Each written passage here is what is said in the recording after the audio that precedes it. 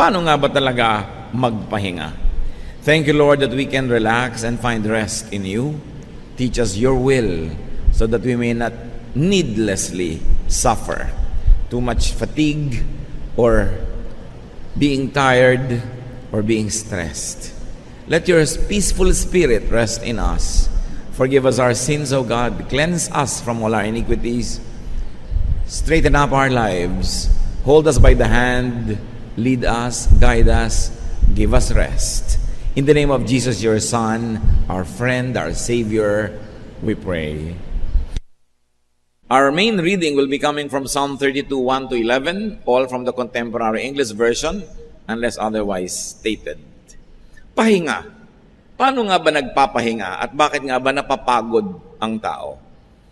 Psalm 32, 3 to 4. Before I confessed my sins, my bones felt limp, and I groaned all day long. Night and day your hand weighed heavily on me, and my strength was gone as in the summer heat. Ito ang sinasabi nitong nagsasalita at nagdarasal sa Diyos. Sabi niya, bago ako nagtapat ng aking mga kasalanan, bago ako humingi ng tawad, ang mga buto ko ay mga masasakit at nangangalos, nangihina, at wala akong ginawa kundi dumaing maghapon. Araw-gabi, parang napakabigat ng kamay mong nakadagan sa akin, at ang aking lakas ay naubos na tulad ng panghihina sa gitna ng tag-araw at tag-init. At alam nating nakakapanghina talaga ang init. Kaya itong sobrang init na to, lalo sa isang disyerto tulad ng Israel, ay lalong-lalong damang-dama. Pero ang lahat ng panghihina na yon ay sinabi niya, naramdaman at totoo, bago siya nagtapat sa Diyos. Before I confessed my sins to you, this was my condition. So we can see here that sins, spiritual remissions affect stress and poison the body. Doon pa lang, nakita natin agad kung paano lulutasin ang problema. Sapagkat yung kasalanan na hindi na ikukumpisal, hindi na ihihingi ng tawad at na ipagtatapat sa Diyos, ay nakalalason, nakapagpapahina, nakapagbibigay ng sakit sa katawan. Bakit? Paano? Because doing wrong and guilt affects the brain, the mind. Pag meron tayong konsyensyang umuusig sa atin, nahahati ang ating loob, nahahati tayo sa mali at sa tama, sa dapat at hindi dapat. Kaya, ang sarili mo mismo ang nahahati. The mind is divided. Values are offended when we do wrong. Kaya nakikita nyo yung mga talagang gumagawa ng mga mali, kuminsan nakikita na sa mukha. Yung mga talagang mga mamamatay tao, kapupulan ng mga mata, ang iilap ng mga mata, hindi mga tahimik, parang mga pagod. Nakikita sa body language. Because when we sin and not confess, we offend our very spirit. Aside from the Spirit of God, we offend our own spirit. Because we were created in God's image. Dahil tayo nilikhang kawangis ng Diyos, tuwing nilalapastangan natin ng Diyos, ay nilalapastangan din natin ang ating sarili. Dahil tayo'y imahin ng Diyos. At pag nilapastangan natin ating sarili, gumawa tayo ng bagay na nilalabanan ng sarili nating budi, confusion, disorientation, and stress follow. Kaya ang taong maraming pagkakamali, pagkakasala, pagsisinungaling, pandaraya, hindi pahinga, balisa, mailap, hindi mapakali. Because the mind affects and moves the body. A guilty mind is going to short-circuit the electricity of the body and make it sick. A guilty mind drains and hurts and weakens. In fact, guilt afflicts the body. Lahat ay nagmumula sa spiritual world. Ang mga sakit na nadarama ng ating katawan, may pinagmumulan yan na spiritual na dahilan. Kaya yung mga magagalitin, nagkakaroon ng mga hypertension. Yung mga hindi makapagtimpi, naha-heart attack. Yung mga laging may mga damdaming hindi maibulalas, sari-saring sakit ang dumadapo sa katawan. Yung mga laging magagalitin, nandaraya, nagigilty, nagkakaroon ng sari-saring karamdaman. Psalm 32, verse 5. So, I confessed my sins and told them all to you. I said, I'll tell the Lord each one of my sins. Then you forgave me and took away my guilt. Dahil sa hirap ng aking kalagayan na meron akong kasalanang hindi na ibubunyag at nahihingi ng tawad, ito na lang gagawin ko. Ipagtatapat ko, hihingi ako ng tawad, iisa-isahin ko para walang maiwan na pinagmumulan ng sakit ng aking katawan. At ako'y pinatawad mong lahat. Tinanggal mo ang bigat ng aking pagkakasala. So confession to God earns forgiveness, takes away guilt, takes the burden off. Confession to God detoxifies the body. Dapat nating alalahanin na alam na naman ng Diyos lahat ng kasalanan natin. Ano ang nangyayari? Bakit pag ipinagtatapat mo ay lumuluwag ang iyong loob, gumagaan ang iyong damdamin? Bakit mo ipagtatapat sa Diyos na alam naman niya yun dahil alam niya lahat? Kasi pag ipinagtatapat natin sa Diyos ay inaamin natin kasalanan. At ang pag-amin na yon, yung pagtatapat na yon, ang nakikinabang ay ikaw, hindi ang Diyos. When the offender knows, acknowledges, and repents and makes right, the offender benefits. You don't confess to God so that God will know your sins. He already knows. You confess to God so that you will know and realize that you are sinful. Kasi yun pang may mali kang ginawa, tapos sinasabi mong, hindi, tama naman ako ng konti, kaya ako namang ginawa yan, kasi. Hati ka nun. At ang pagiging hati, nagbibigay yan ng sakit. Kaya ako naman pinatay siya, kasi ninakaw ko, kasi magpapakain ako ng anak ko nagugutom. Hati ka, kasi alam mong masamang pumatay, tapos i-justify mo yung sarili mo. Pero pag sinabi mo ng, oo, hindi na ako mangangatwiran, mali talaga ang ginawa ko, Lord, sorry. Naging isa ka na. Isa ka na sa pagtanggap na mali yon. Hindi ka nahati na may mali at may tamang nagkakagulo sa loob ng puso mo. Inamin mo na, naging buo ka muli. Kahit pa nga ang pagsisimula ng iyong pagiging buo ay pagtanggap na mali ka. Pero yung niloloko mo ang iyong sarili na tama ka, na alam mo namang mali ka, magkakasakit ka. Kaya mahalaga, inaamin mo sa Diyos. Ang totoo nun, sa sarili mo inaamin. Dahil ang Diyos ay nakatahan sa iyong espiritu, nakatahan sa iyong puso, pag kinausap mo siya, nakakausap mo rin na yung sarili kahit hindi mo sadyain. Kaya pag humihingi ka ng tawad sa Diyos, humihingi ka rin ng tawad sa iyong sarili na na-offend mo rin nung gumawa ka ng mali. Kaya nagdadalawang loob ang tao. Sa ating wika, malinaw yan, nagdadalawang loob ka. Hati ang loob mo. Dapat maging buo ang loob mo, isang loob. Kasi talagang mahirap yung hati. So you confess to God, not to inform God, but to inform yourself that you're really wrong, to the point that you admit that you're wrong, to the point that you repent and that you seek forgiveness. And when you seek forgiveness from God, you inevitably seek forgiveness from your own conscience. Lumuluwag tuloy ang iyong loob. Confessing to God is almost like confessing to oneself. Now we have already mentioned that sin is poison for the soul, for the spirit. Sin is poison for the emotion and thought and the body. And when you confess, you get detoxified. Usong-uso ngayon yung salitang yan, detox. Tanggalin ang toxin, ang lason sa iyong katawan. Magpurga ka, uminom ka ng herbs, ibabad mo ang paa mo sa ganito, kung ano pinagagagawa natin to detox. But when you confess, you take away the sin from your heart. It's the highest form of detoxification.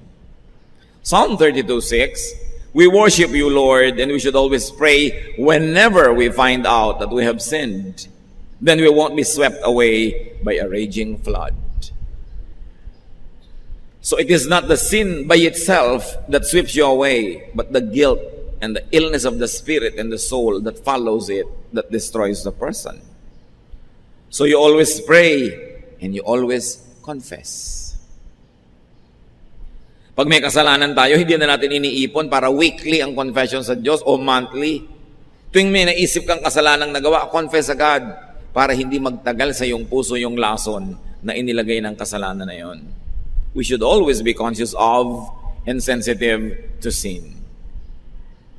Psalm 32:7-9, to continue. You are my hiding place. You protect me from trouble and you put songs in my heart because you have saved me. You said to me, I will point out the road that you should follow. I will be your teacher and watch over you. Don't be stupid like horses and mules that must be led with ropes to make them obey. Saan ka ba magtatago sa kasalanan? Ang Diyos ay nasa lahat ng dako. Pero pag sa Diyos ka na umamin at nakipag-ayos, sa Kanya ka nagkukubli, siya ang hiding place mo. Sino pang uusig sa'yo? Kung ang Diyos mismo ay pinatawad ka na at ginastify ka na. Pagkakampi mo na yung Diyos, hindi dahil banal ka, kundi dahil inamin mo, tinanggap ang kasalanan at inihingi mo ng tawad, at taos pusong gusto mo nang magbago, yung dating hukom ay ngayon ay kakampi mo na. Kaya sabi niya, you are my hiding place. At huwag daw tayong hangal tulad ng mga kabayo at mga hayop na ang naghihila sa kanila yung mga lubid na nakatali sa kanilang mga ilong. Kahit ayaw nilang pumunta, hinihila sila doon. At ang kasalanan, parang lubid na nakatali sa ilong natin. Hinihila tayo kung saan-saan tayo nagpupunta. Kasi pag gumagawa tayo ng mali, nagkakaroon ng affliction, suffering, and punishment. And because of that, we are led to repentance. Be led by a good conscience to do good.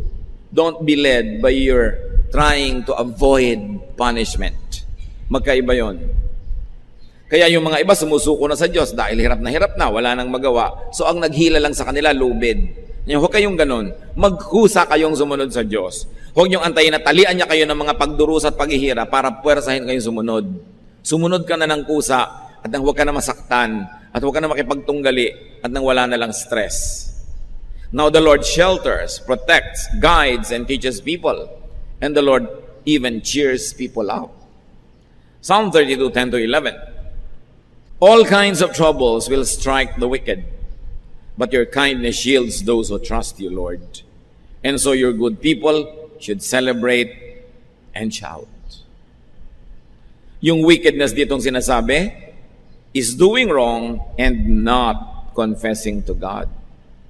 Not just doing wrong and not repenting. Doing wrong and not seeking forgiveness and restoration. Kaya ngayon, dagan-dagan sa buhay mo ang buong bigat ng langit. Kasi nagkakasala ka na nga, alam mo, hindi mo pa tinatanggap at inihihingi ng tawad. At sabi ng Psalm 32, 1-2, which should have been the beginning, but it was the conclusion. Kaya minabuti kong basahin sa dulo, Our God, you bless everyone whose sins you forgive and wipe away. You bless them by saying, you told me your sins without trying to hide them, and now I forgive you. Pinagpapala nyo po yung hindi na nagkakaila, nagkukubli, nagpapalusot. Pinagpapala nyo ang mga taong kusang naghahayag ng kasalanan, umaamin, tumatanggap, humihingi ng kapatawaran. Yan ang challenge sa atin ngayon. Paano nga ba mapapahinga? Ang tao naman makasalanan. Diyos lang ang mabuti. Sa Mark 10:18, Jesus replied, why do you call me good? Only God is good. At sabi ng Romans 3:23, all of us have sinned and fall short of the glory of God. So all people sin, lahat ng tao ay nagkakasala. Wala namang hindi nagkakaroon ng kasalanan. Paano ka mapapahinga nun? We sin, we miss the mark. We fall short of God's standards. And our sins poison our hearts and minds and bodies. Magtataka ka, bakit sobra ang reklamo ng generation na to ngayon sa stress? Pati buhok nga na-stress na kung makikinig ka sa mga commercial ng shampoo. Stress ba ang buhok mo? Today's generation is more stressed, disoriented, depressed, sad, and more insane. Not because we work more, not because we sin more. Mas mahirap ang buhay noon kaysa ngayon, mas madali ngayon. Noon, lahat manual. Ang dami na ngayon na mechanized, automatic. So we don't work more. We don't sin more. Wala namang bagong kasalanan na naimbento mula pa noong unang panahon. Pare-pareho lang lahat ng henerasyon. But why are we more stressed? Not because we work more and sin more, but because we confess less. Yun ang pinagkaiba. Bihira na ngayong tao ang umaamin ng kasalanan. Puro palusot. Bihira na ngayong corrupt government official ang umaamin. Kutakot-takot na palusot kahit huling na. Diba? Bihira na ngayong mga nagkakasala sa kanilang asawa ang umaamin. Sari-sari ang dahilan. Wala na ngayon nagtatawag ng kasalanan sa kasalanan. Iba-iba na ang pangalan. Wala nang umaamin. Kaya mas maraming stress. There is so much less recognition and admission and confession of sin. So it's like taking poison but not really thinking about it, therefore not flushing it out. Mabuti pa nung araw ang tao, pag nagkakasala, conscious, humihingi ng tawad. Ngayon kasi binulag na natin ang ating mga sarili sa kulay at hugis ng kasalanan. Kaya ginagawa mo na, hindi mo naman nire-recognize, nalalason mo na yung sarili nang hindi mo na mamalayan. Kaya mas maraming stress ngayon. Therefore, we need more and more therapies. Hence, we need all the spas and getaways and diversions and entertainments. We need our fixes. And we need more and more psychiatry and witchcraft just to find peace of mind. Just to find rest. Sari-saring ginagawang diversyon ng mga tao ngayon para aliwin, libangin, linlangin ang sarili. Kasi ayaw harapin ang totoo na kaya siya nagkakaganyan-ganyan sa dami ng mga kasalanan niya. Psalm 51:3, I know about my sins and I cannot forget my terrible guilt. Ayun, inaamin. Dahil sabi sa 1 John 1:9, if we confess our sins to God, He can always be trusted to forgive us and take away our sins. Pag tayo'y nagtapat, humingi ng tawad sa Diyos, mapagkakatiwalaan siya, hindi niya tayo itsichismis.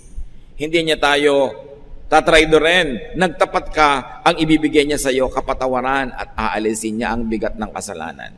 So what prevents us from confessing? When you don't confess, you don't admit, but deep inside you, your conscience knows you're wrong, you are sick and divided. So it's important that we all be conscious of sin. Label sin correctly. Call it by its name. Now, how do you really relax? Kasi na pinag-uusapan natin, masama ba mag-relax? Kamunduhan ba na mag-relax? No. As I have said, relaxation is high religion. Dahil sabi ni Lord, come to me all of you who are tired and heavy laden, and I'll give you rest. So the ultimate purpose of God for saving us, for teaching us and guiding us, is that so that we can relax. Especially, hindi lang relaxation ng paa o ng katawan o ng tuhod, ng spirito, ng puso, ng isip. Relaxation of the spirit, of the mind, of the soul. That is important. How do you do that? Obviously, repent. Pagsisihan ng ating mga kasalanan. Confess to God and to people you wrong. Kailangan nagtatapat. Since doing wrong and guilt affects the mind and the brain, since guilt drains and hurts and weakens and afflicts the body, relax and stay relaxed by avoiding sin. More important than confession, prevention. Avoid sin. Sabi nga nila, an ounce of prevention is better than a pound of cure. Isang napakatanda ng kasabihan. Kesa ang dami-dami mong ikapagtatapat, di huwag ka nalang gumawa ng kailangan ipagtapat. Maximize restfulness by minimizing sin. Huwag na tayong lumayo sa mga pamilya. Mag-asawa, minimizing committing sin against each other, and you will actually maximize restfulness in each other's presence.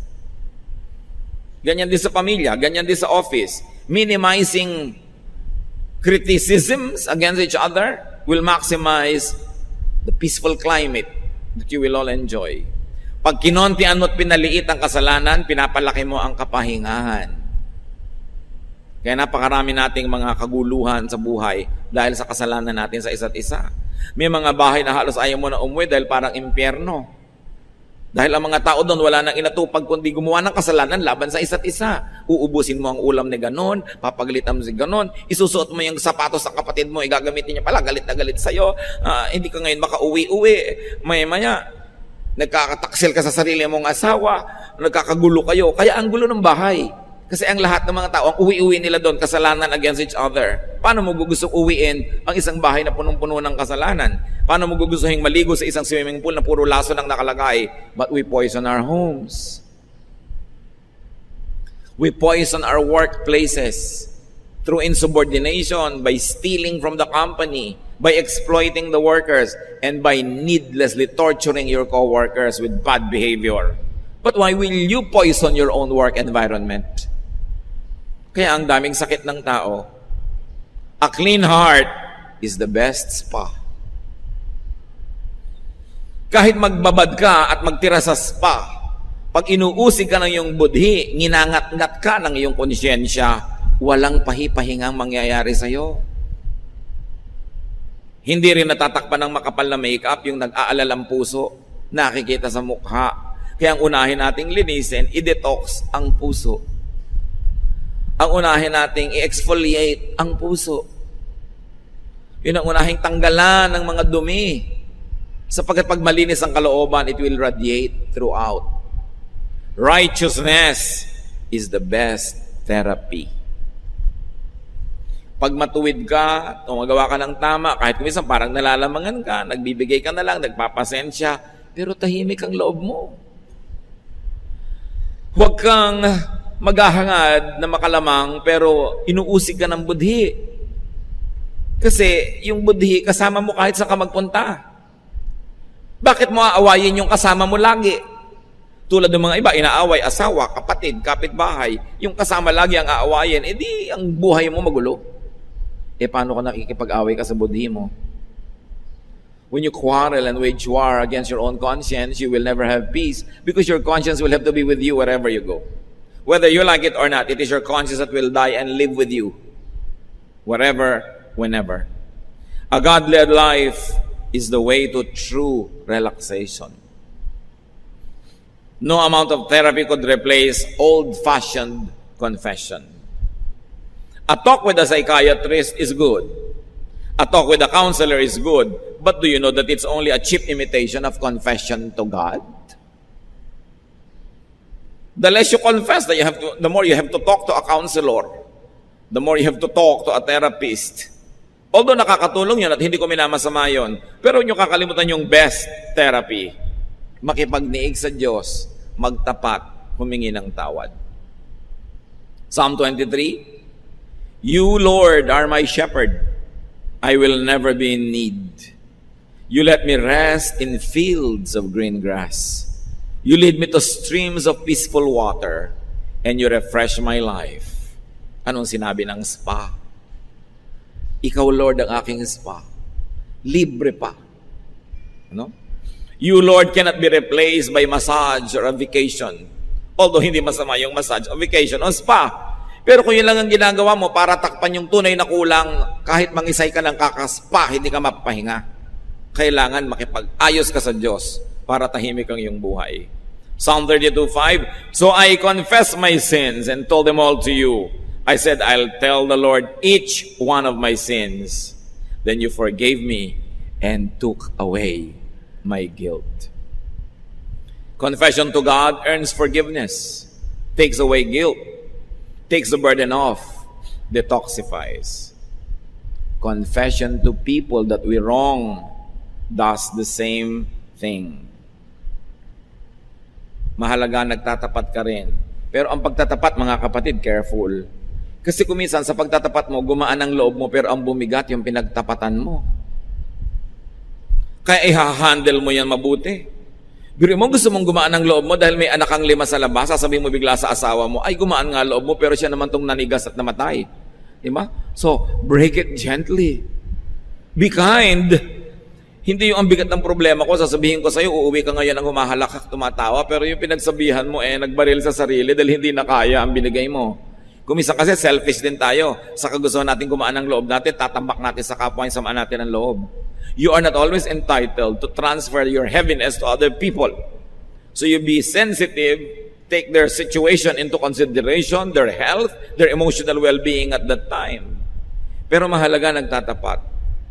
Kasi madalas, yung pagtatapat nyo, hindi lang kayo yung gumagaling, pati yung taong pinagtapatan nyo gumaling. Lalo't matagal na niya kayong listado, inaabangan lang pala magtapat kayo. Di ba? Nagmamaang-maangan lang pala at inaantay na kusa kayong umamin at humingi ng tawad, siya rin gagaling.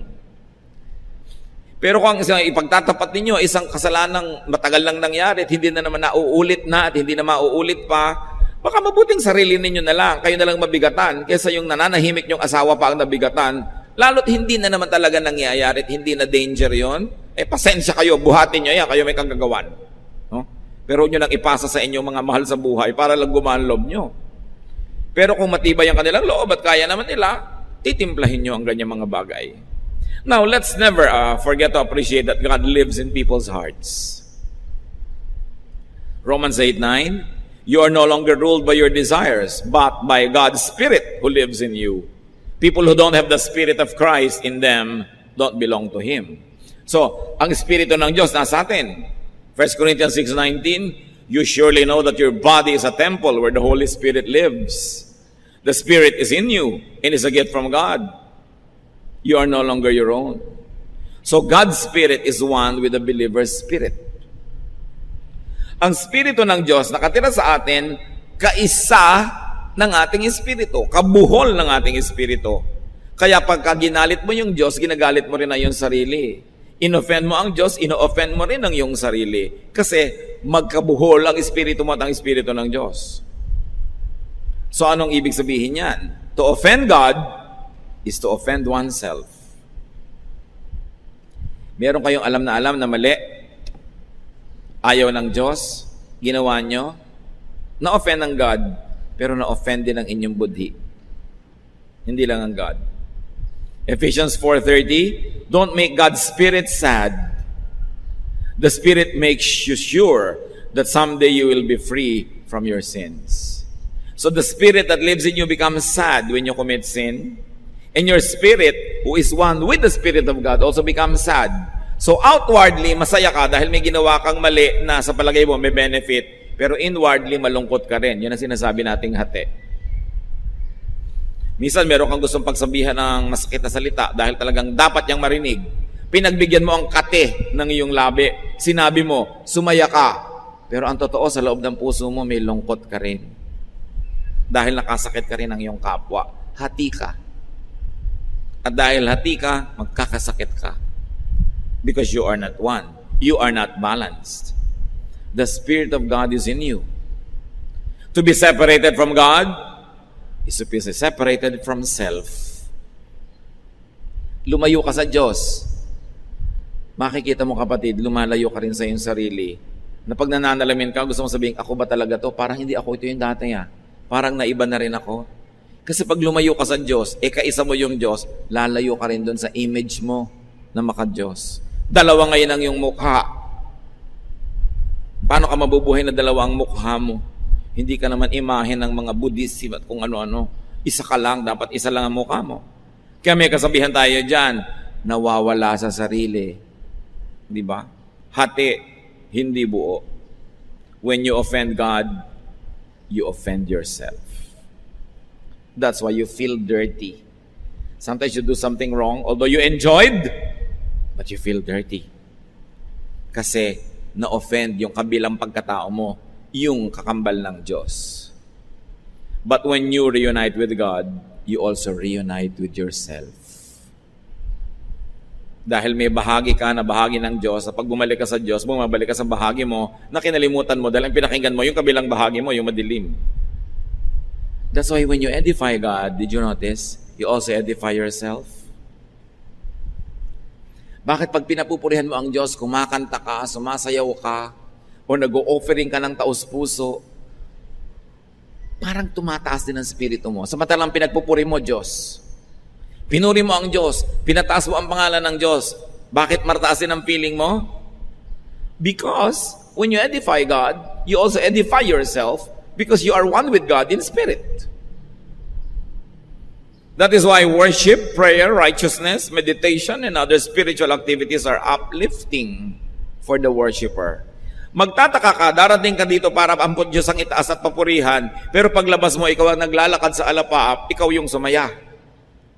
Kasi pag pinasaya mo ang Diyos, dahil kakabal siya ng espiritu mo, sasaya ka rin.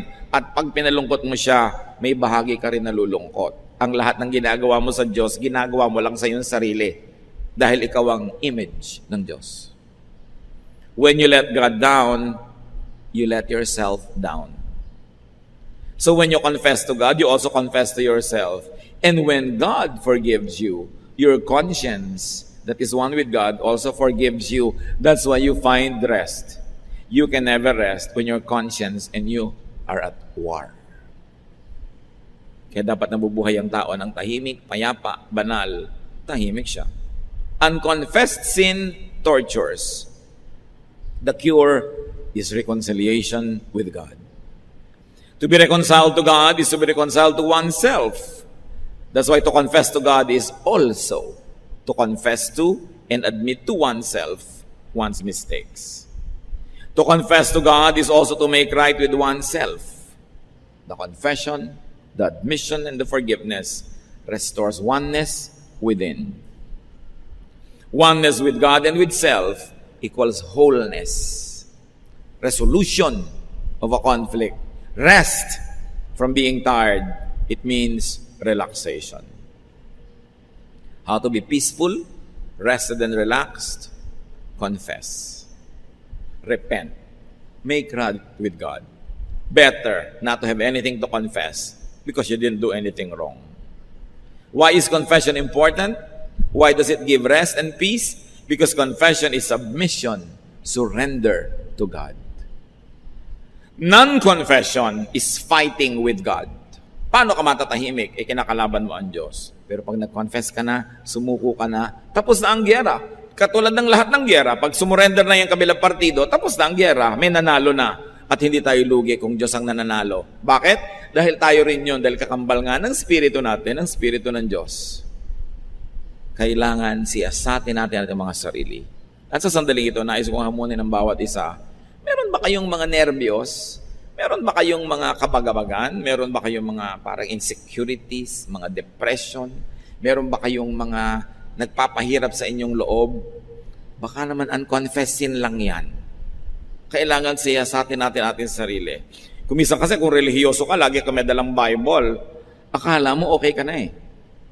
At nabubulag tayo sa mga sarili nating kasalanan pag wala nang nakakapagsalita sa atin. Pag ikaw ang padre de pamilya, ikaw ang breadwinner, ikaw ang boss, wala na kuminsan makapagtuwid sa'yo. Akala mo, lagi ka nang tama. Ikaw itong pinakamatanda, akala mo, lagi kang tama. Hindi laging ganun yon.